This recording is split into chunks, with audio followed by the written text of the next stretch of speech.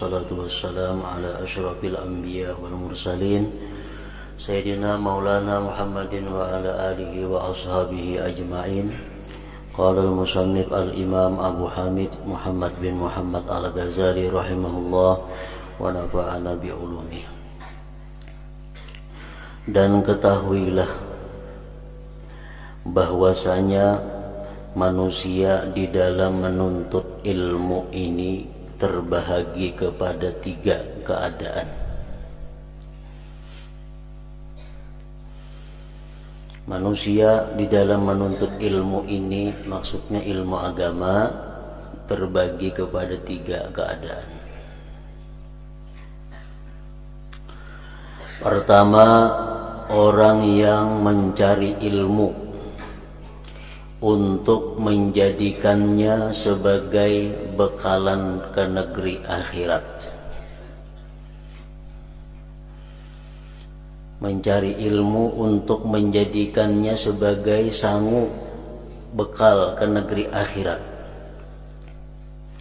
Maka ia tidak berniat dengan mencari ilmu kecuali hanya mendapat keridhaan Allah dan negeri akhirat. Maka orang ini termasuk di dalam golongan orang yang beruntung. Golongan inilah golongan yang mereka menuntut ilmu, setiap kali perjalanannya dimintakan ampun dosa-dosanya oleh para malaikat, oleh seluruh makhluk hidup yang ada di muka bumi ini. Mereka itulah orang-orang yang andai kata dia mati dalam menuntut ilmu, maka matinya sebagai salah seorang syuhada, yaitu orang-orang yang mencari ilmu hanya tujuannya untuk mendapatkan keridhaan Allah dan negeri akhirat.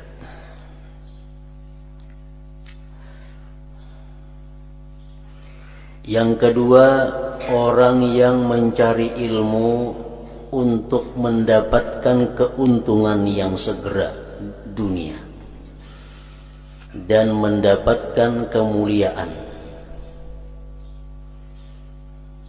pangkat dan harta benda. Ini menuntut ilmu agama dengan tujuannya adalah supaya dapat keuntungan dunia, supaya dimuliakan oleh orang, supaya dapat pangkat kedudukan, supaya mendapat harta dan benda. Nah, ini orang golongan yang kedua ini ialah orang yang dikatakan oleh Rasulullah sallallahu alaihi wasallam, "Man talabal ilma mimma yubtagha bihi wajhullah liyusiba bihi 'aradan minad dunya lam yajid arfal jannah." Itu ia orangnya, bahwa siapa yang menuntut ilmu yang semestinya dituntut dengan ilmu itu karena Allah, ilmu yang mesti dituntut karena Allah, sedangkan dia karena dunia, ini orang tidak akan mencium, tidak akan mendapat bau-bauan surga. Ilmu yang mestinya dituntut karena Allah dirubahnya karena dunia. Lain halnya orang menuntut ilmu yang memang karena dunia. Misalnya orang menuntut ilmu kesehatan supaya bisa mengobati orang, nah itu kan jadi masalah, karena ini ilmu yang bukan dituntut mayubtagha bihi wajhullah. Orang menuntut ilmu pertanian supaya nyaman kena aku betani bisa. Orang menuntut ilmu pertukangan supaya bisa bertukang, nyaman kayaknya banyak diupahi orang, aku gawianku bagus. Aku menuntut ilmu apa namanya lagi, perbingkilan, perbaikan mesin, seluas-luasnya menuntut ilmu supaya orang banyak datang mengantar barang lawan aku. Nah itu kan jadi masalah, karena itu ilmu bukan yang mimma yubtagha bihi wajhullah. Siapa menuntut ilmu dari sesuatu yang dituntut dengannya karena Allah, untuk mendapatkan dengannya bagian daripada dunia, maka orang tersebut tidak akan mencium, tidak akan mendapati bauan surga. Ilmu fikih itu ilmu yang mesti karena Allah. Nah, dia menuntut ilmu fikih habis-habisan. Dia perdalam ilmu fikih sedalam-dalamnya, supaya dengan dalam ilmu fikih kena aku nyaman.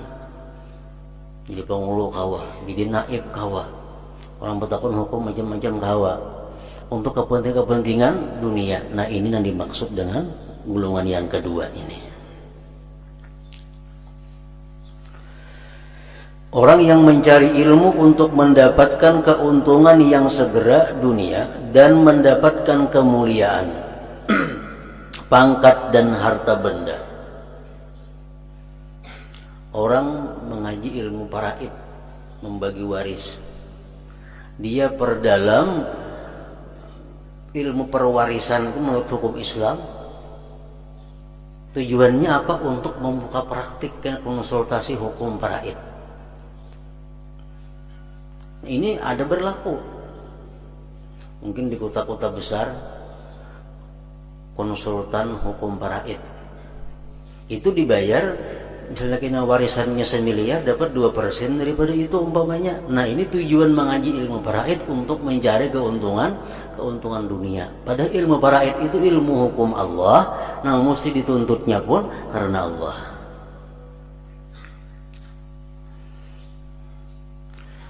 Sedangkan ia sendiri menyadari hal ini dan merasakan di dalam hatinya akan kejahatan keadaan yang sedang dialaminya dan kehinaan maksudnya.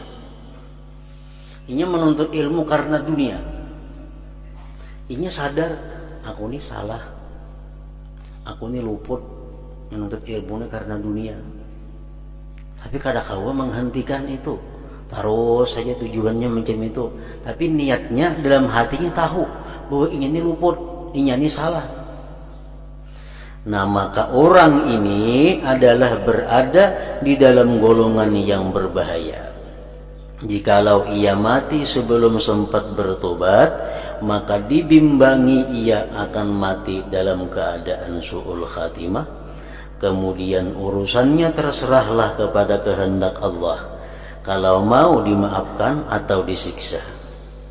Tetapi kalau ia mendapat taufik sebelum matinya, lalu ia bertobat dan sempat mengamalkan ilmu yang telah dituntutnya, dan sempat pula membuat pembetulan terhadap apa yang tercedera dan tercuai, yang tertinggalkan, maka bolehlah ia dikumpulkannya bersama golongan yang beruntung, karena orang yang bertobat daripada dosanya sama seperti orang yang tidak berdosa. Orang menuntut ilmu agama, tapi tujuan bukan untuk meninggikan agama. Ya, ini tuntut ilmu agama, tujuan bukan untuk meninggikan agama, tapi untuk kepentingan pribadi. Ini orang salah, inya pun merasa bahwa dia salah. Nah, kalau orang ini terus menerus demikian, mati belum tobat, dikhawatirkan matinya kada baik. Nah, kalau ini dapat taufik dari Allah, dapat hidayah, kalau dia tobat sebenar-benar tobat, dia akan kembali termasuk kepada golongan orang-orang yang beruntung tadi. Karena orang yang tobat daripada dosa sama halnya dengan orang yang tidak berdosa, sama.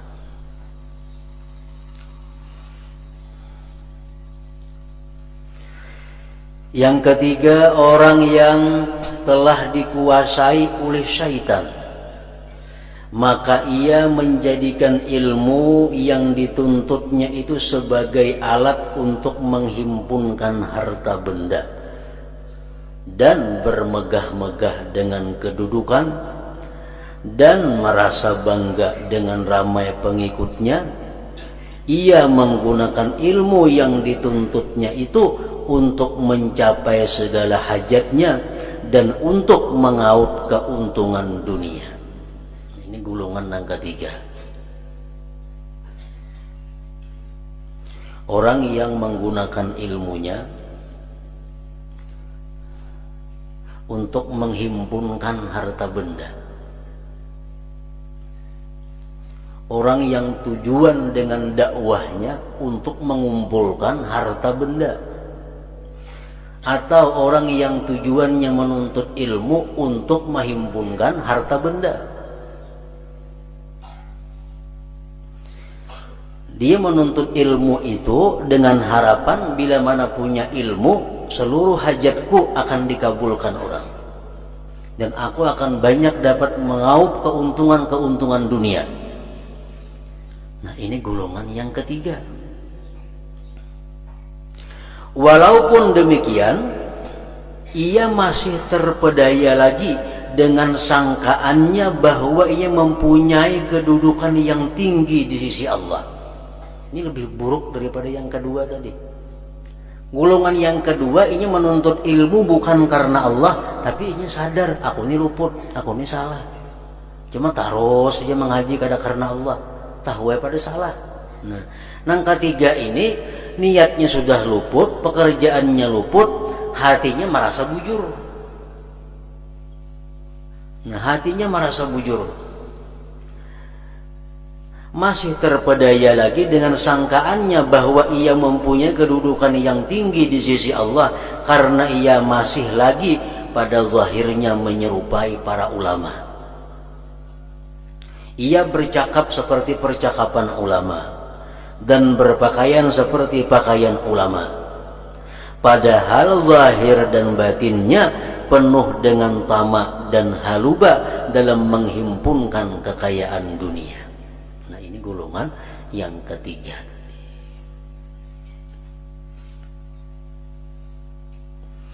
Orang yang seperti ini termasuk dalam golongan orang yang binasa. Binasa. Jahil dan tertipu dengan hilah, dengan tipu daya syaitan.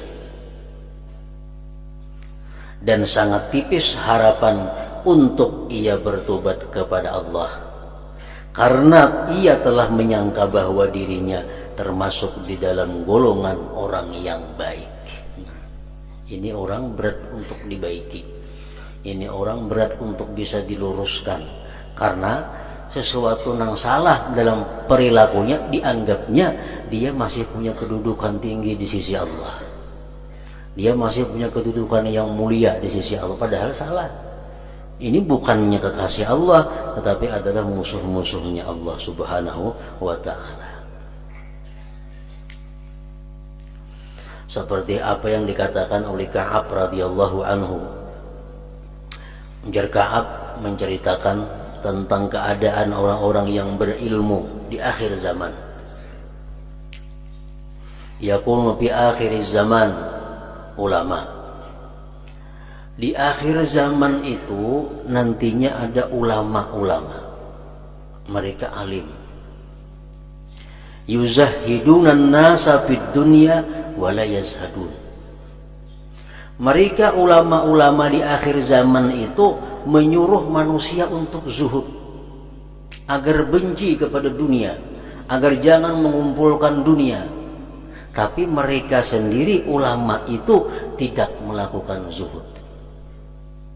Nah, mereka ingin bahwa orang-orang meninggalkan dunia supaya ingin seorang saja yang punya dunia.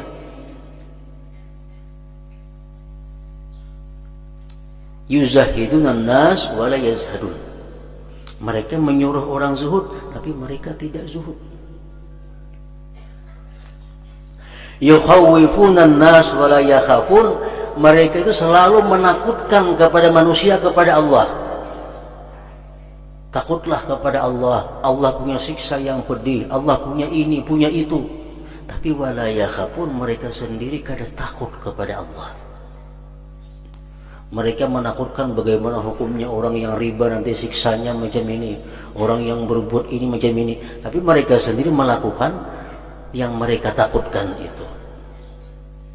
Yukhawwifunan nas wala yakhafun. Wa yanhauna an ghishyanil ulad wa ya'tunahum.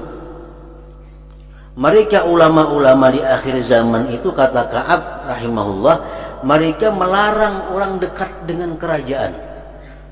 Kada baik dekat dengan pemerintahan, kada baik dekat dengan kerajaan, kada baik dekat dengan pejabat karena hartanya kada nang baiknya. Tapi wahum ya'tun, mereka sendiri mendatangi kepada pejabat-pejabat itu. Supaya orang lain jangan banyak ke pejabat, seorang aja nang ke pejabat. Udah ke pejabat itu kada bagus, bakawan pejabat itu kada baik. Tapi wahum ya'tunahu, mereka mendatanginya, mereka dekat dengannya. Yuqarribunal aghniya dunal fuqara, mereka hanya mendekati orang-orang yang kaya dan mereka menjauhi orang-orang yang fakir miskin. Orang-orang yang miskin kada kawa dekat dengan inya, orang-orang yang lemah kada kawa dekat. Nang kawa dekat lawan inya, nang kawa mengaji lawan inya hanya orang-orang yang kaya.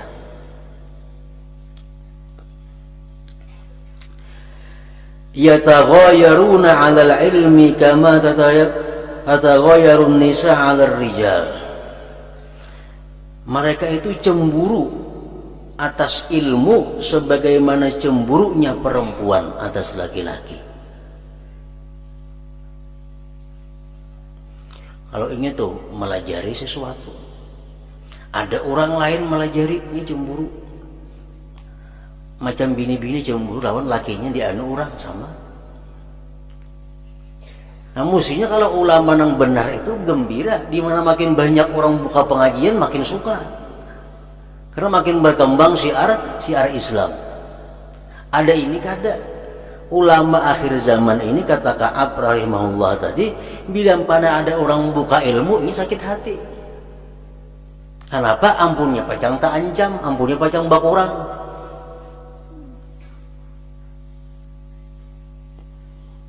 Yagdabu ahaduhum ala jalisihi idza jalasa ghairah, dia akan marah kalau ada muridnya itu mengaji ke orang lain. Yagdabu ahaduhum ala jalisihi idza jalasa ghairahu, dia marah kalau muridnya mengaji ke lain. Ini ulama akhir zaman kan mengaji ke lain ku sumpahi kada ridai lagi. Mestinya makin murid makin banyak guru makin bagus, makin banyak ilmu pengetahuan nang didapatnya. Dan ini kada murid mengaji ke lain disumpahi kada diridai. Dia marah kalau muridnya menuntut ilmu ke orang lain. Nah ini bukan ulama, kata Ka'ab, ulaikal jabbarun a'daur rahman. Ini bukan ulama, ini orang-orang jabbar, orang-orang yang musuhnya Allah subhanahu wa ta'ala. Nah termasuk di dalam golongan yang ketiga tadi. Kalau ingin menuntut ilmu, menggunakan ilmu karena Allah, kadang akan terjadi hal-hal seperti kelakuan ulama di akhir zaman tadi.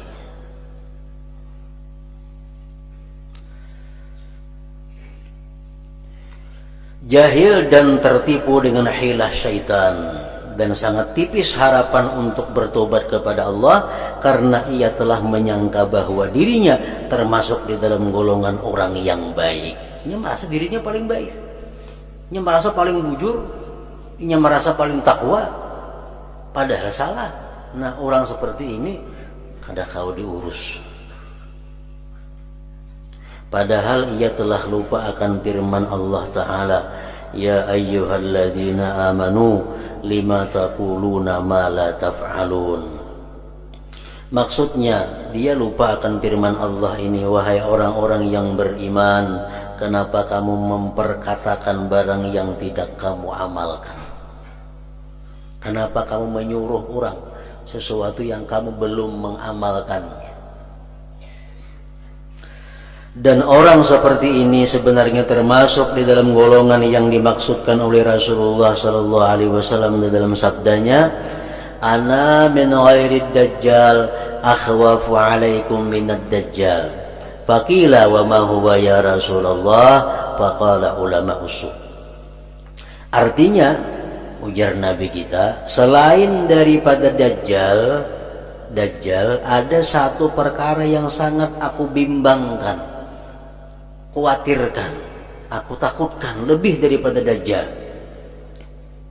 Lalu ada orang yang bertanya, apakah itu wahai Rasulullah? Nabi sallallahu alaihi wasallam menjawab, mereka ialah ulama usu. Ulama usu, ulama yakni ulama yang jahat. Ulama yang jahat.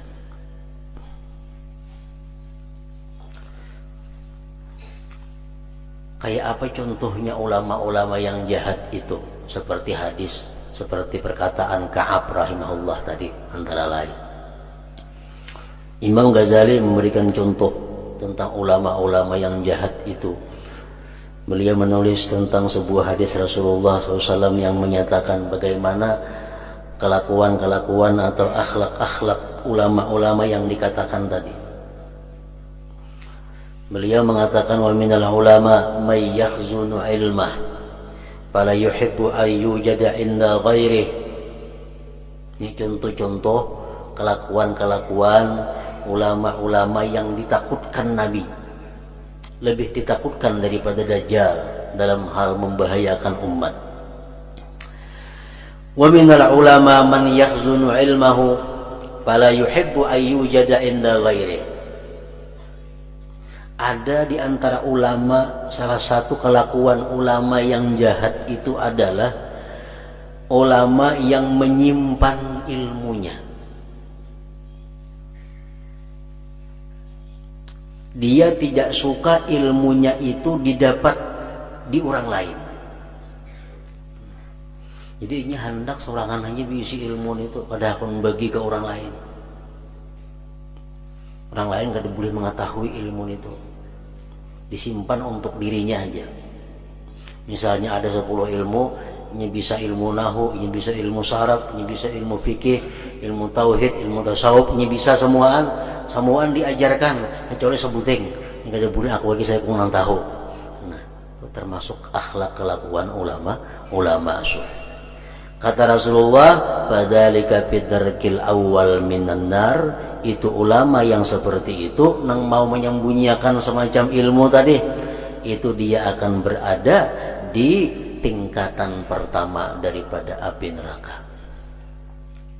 Di tingkatan pertama daripada api neraka.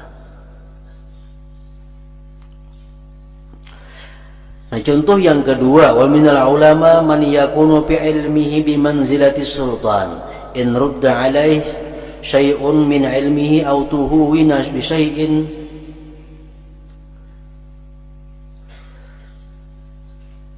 min haqqihi ghadiba fadzalika bidarki tsani minan nar. Ada juga ulama yang jahat ini, dia menempatkan ilmu yang ada pada dirinya itu seperti menempatkan kerajaan. Jika ilmunya ditolak orang atau dia tidak dihormati orang, dia akan marah. Nah, jadi ini maulah ilmu yang ada pada dirinya itu untuk memperbudak orang. Sehingga kalau ada saran-saran yang ampunnya kada diterima orang, ini sarik. Ada pendapat ini yang kada dipakai orang, ini marah. Nah, ulama-ulama yang seperti ini yang maulah ilmunya macam jadi kerajaan, kan macam raja boleh menyuruh kada diasi hukumnya kita sarik kerajaan itu.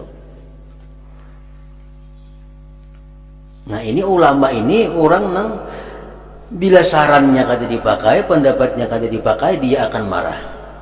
Nah, maka ulama seperti itu menempati tingkatan yang kedua daripada api neraka. Tingkatan yang kedua daripada api neraka. Ulama yang menjadikan ilmu sebagai alat, sebagai umpama kerajaan. Yang ketiga, wa minal ulama man yaj'alu ilmahu wa gharaib hadithihi li ahli syarab wal yasar wa la yara ahlal hajah lahu ahla. Yang ketiga, contohnya ulama yang jahat tadi adalah ulama yang hanya memberikan ilmunya kepada orang-orang terhormat dan orang-orang kaya. Kalau kada sugih, kada kau dapat ilmuku larang harganya. Orang miskin kada kau mengaji lawaninya. Padzalika bitarki tsalis minan nar. Ini ulama yang jahat, dia berada di tingkatan yang ketiga daripada api neraka. Wa minal ulama man yansibu nafsahu lil futya fayubti bil khata'. Padzalik bitarki rabi minan nar. Yang keempat, ulama yang jahat ini contohnya adalah ulama yang suka memberikan fatwa. Fatwa itu lain dakwah. Dakwah itu mengajak orang ke jalan Allah. Dakwah itu mengajak orang sembahyang berjamaah, mengajak orang meninggalkan maksiat. Itu artinya fatwa apa? Dakwah ilallah.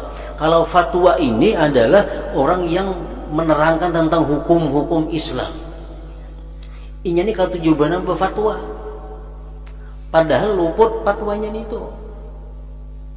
Nah artinya kadang menguasai ilmu sudah wani-wani berfatwa. Nah ini ulama yang jahat juga. Kalau ulama yang baik paling hati-hati memberikan fatwa hukum itu kepada orang.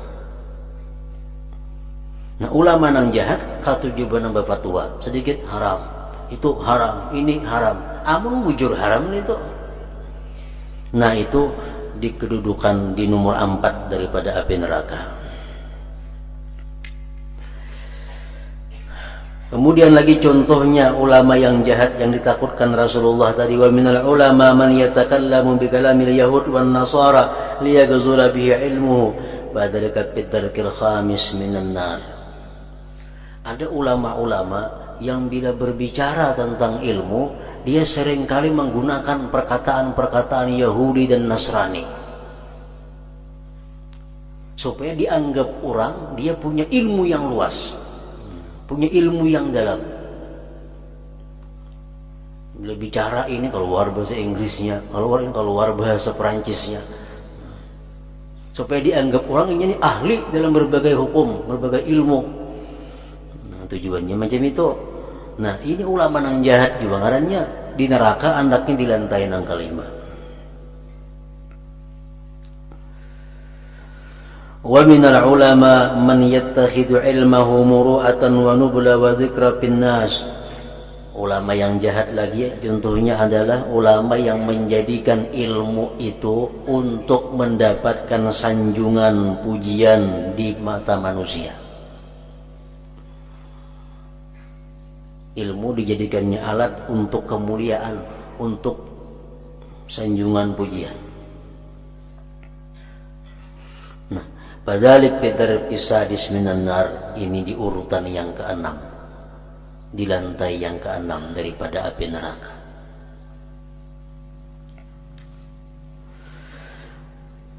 Dan yang terakhir yang ke-7, minal ulama man yastafizuhu zahul wal ujubu fa in wa'iza anafa wa in wa'aza anafa wa in wa'iza anifa fadzalika bidarkis sabi minan nar. Contoh ulama yang jahat lagi adalah ulama yang punya sikap ujub, punya sikap sombong. Artinya macam apa? Si ulama ini bila diberi syarat, bila dia ceramah, bila dia dakwah, dakwahnya keras. Wa iza wa'aza anafa, kalau nya ceramah, ceramahnya keras, bumamai aja. Kata bumamai yang adanya lain dakwah. Dan bila mana dia diberi nasihat, dia akan marah. Nah, ada juga ulama nang itu kelakuannya. Ujar Nabi kita, bila mana dia berceramah, bumamai yang bahasa Sarik.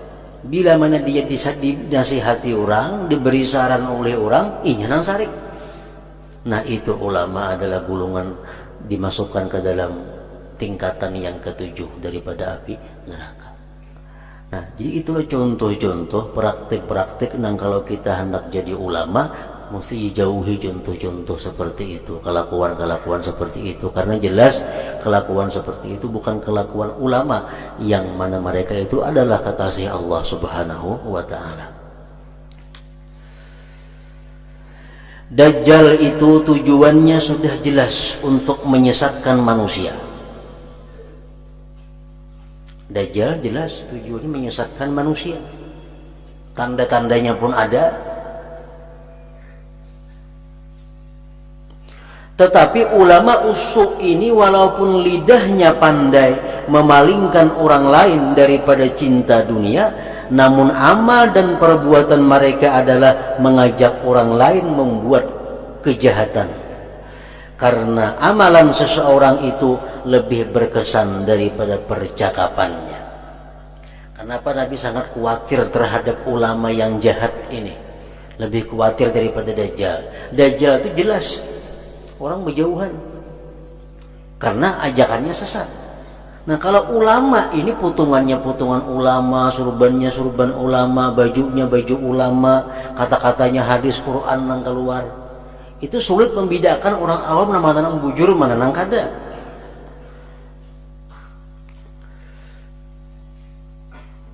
Dan orang ramai lebih mudah tertarik dengan perbuatan ulama usuk daripada perkataan mereka. Maka apa yang dapat dirusakkan oleh ulama usuk ini dengan perbuatan mereka adalah lebih banyak daripada apa yang dapat dibaikkan oleh lidah mereka. Orang-orang yang jahil sebenarnya belum berani menghimpun dunia banyak-banyak. Orang-orang jahil sebenarnya kada berani mereka itu menumpuk-numpuk harta kekayaan. Kecuali setelah mereka melihat keberanian ulama usuk ini.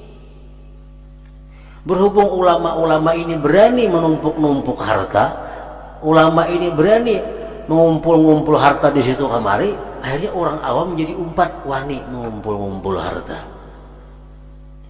Maka jadilah ilmu yang ada pada mereka sebab keberanian orang ramai membuat berbagai-bagai maksiat. Maka inilah yang sangat dibimbangkan oleh Nabi sallallahu alaihi wasallam, yang sangat ditakutkan oleh Nabi sallallahu alaihi wasallam itu.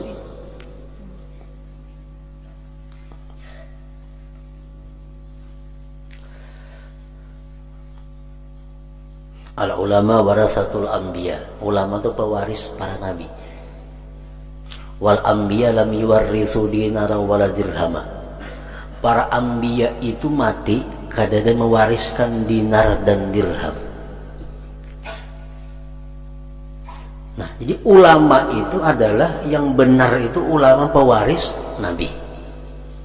Nabi-nabi sebelumnya, baik nabi kita Nabi Adam sampai seluruh nabi, mereka mati kada ada meninggalkan warisan dinar dirham, harta bertumpuk-tumpuk tuh kada ada. Nah, ulama pewaris Nabi pun macam itu juga. Ulama yang mewaris Nabi ini kalau nya mati kada akan bertinggal warisan di mana-mana. Si ulama mati bertinggal toko 20 buah, bertinggal motor 5 buah, bertinggal kebun sekian hektar, itu lain pewaris Nabi ulamanya. Nabi mati kada bertinggal harta warisan. Nah, ulama pun dan pewaris Nabi kalau mati kada bertinggal warisan, seperti itu juga. Al ulama warasatul anbiya wal anbiya lam yuwarrisu dirhaman wala dinar.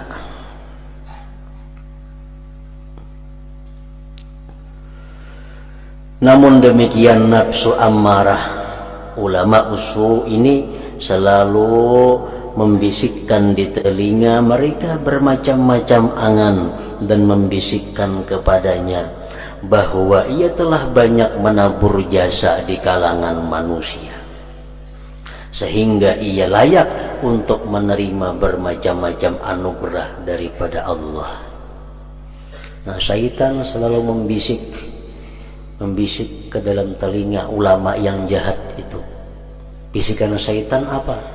Engkau wahai ulama orang yang banyak berjasa dengan hamba Allah, engkau yang banyak mengajarkan ilmu kepada manusia, engkau patut menerima penghargaan-penghargaan daripada Allah, engkau patut menerima anugerah-anugerah daripada Allah. Nah, itu bisikan syaitan kepada ulama-ulama yang jahat tadi.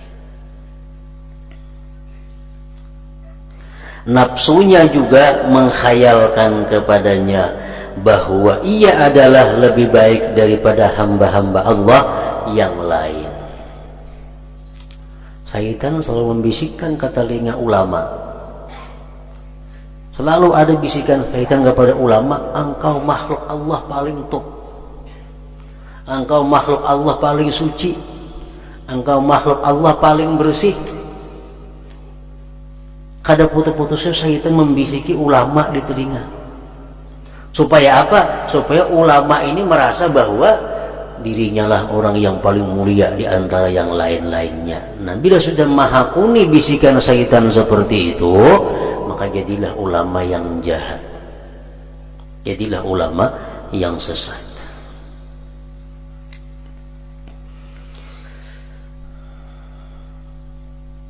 Nafsunya juga menghayalkan kepadanya bahwa ia adalah lebih baik daripada hamba-hamba Allah yang lain.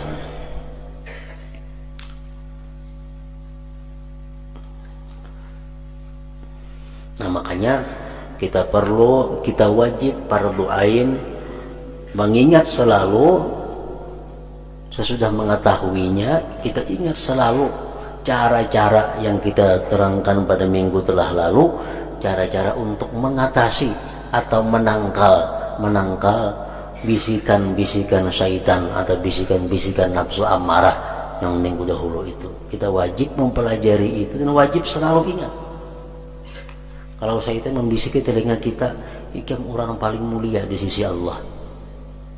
Jadi syaitan, ikam orang yang paling takwa di sisi Allah, ikam orang yang paling suci di sisi Allah. Bila di hati kita nyaman mendengar itu, bila hati kita ketuju mendengar bisikan itu, berarti kita termakan godaan syaitan. Nah, menangkalnya macam apa semalam tuh? Gunakan ilmunya. Nang tahu baik kadanya aku ini bukan ikam syaitan, bukan diriku nang tahu baik kadanya aku ini.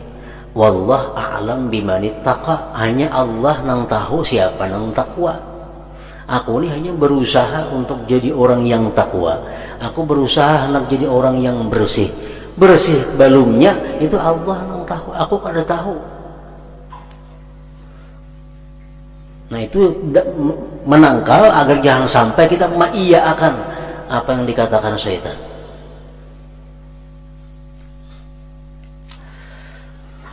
Wahai para penuntut, maka jadikanlah dirimu bersama dengan golongan yang pertama. Wahai para penuntut, maka jadikanlah dirimu bersama dengan golongan yang pertama. Pertama namanya tadi? Golongan pertama adalah golongan yang mencari ilmu untuk menjadikannya sebagai bekalan ke negeri akhirat. Maka ia tidak berniat dengan mencari ilmu kecuali hanya mendapat keridaan Allah dan negeri akhirat. Menuntut ilmu jasidin supaya 4 golongan yang pertama itu. Golongan itulah golongan yang beruntung. Golongan itulah amunnya mati sebagai syahid. Golongan itulah yang dijamin Allah kecukupan rezeki hidupnya. Allah menjamin orang yang menuntut ilmu rezekinya. Allah menjamin kebutuhan orang yang menuntut ilmu akan rezekinya. Menuntut ilmu nang macam apa orangnya? Golongan pertama itu. Kada akan sengsara hidupnya, kada akan susah, kada akan miskin orang menuntut ilmu agama, asalkan dia menuntut ilmu agama mencari keridhaan Allah Subhanahu wa ta'ala. Jadikanlah dirimu bersama dengan golongan yang pertama, dan hati-hatilah supaya engkau tidak termasuk di dalam golongan yang kedua. Yang kedua aja jangan. Yang kedua orang yang menuntut ilmu atau orang yang menggunakan ilmu untuk mencari dunia, tapi hatinya sadar bahwa inya ini salah, hatinya sadar inya luput, hatinya sadar inya dalam kemurkaan Allah, tapi berhenti kada kawa. Nah, sama orang berbuat maksiat, peminum, pemabuk, penjudi, tapi nya tahu ini salah, inya ni jahat, inya ni kotor, inya ni hina di sisi Allah. Nah, ini lebih baik daripada orang nang pemabuk, peminum, penjudi, penjina, tapi merasa itu udah takdirnya Allah Ta'ala. Nah, ini berat dan obatnya. Penjudi, pemabuk, segala macam, tapi di hatinya aku ini kehendak Tuhan itu nyamini kada kawai. Bila macam itu kada bakal baik manusia ini. Nah, sama halnya golongan yang kedua ini yang tingkah lakunya merasa sadar bahwa dia salah. Di dalam golongan yang kedua jangan jua, karena banyak sekali orang yang lalai yang telah direnggut oleh kematian sebelum ia sempat bertobat, maka rugilah ia. Nah, khawatirnya kelompok yang kedua ini kada sempat tobat, tada hulu mati. Bujurnya mengakui salah, mengakui ruput, tapi belum tobat lagi mati. Nah, dikhawatirkan matinya pun mati kada baik juga. Dan maka rugilah ya, dan jangan sama sekali engkau termasuk ke dalam golongan yang ketiga tadi. Golongan yang ketiga yang kelakuannya sudah kada baik tapi merasa punya kehormatan di sisi Allah. Kelakuannya menuntut ilmunya, niatnya kada baik, dakwahnya tujuannya dunia, tapi merasa bahwa dia mulia di sisi Allah. Jangan empat golongan itu. Dan jangan sama sekali engkau termasuk ke dalam golongan yang ketiga, maka engkau akan terjerumus ke jurang kebinasaan. Bukan kekasih Allah kita, tapi a'da'ur rahman, musuhnya Allah.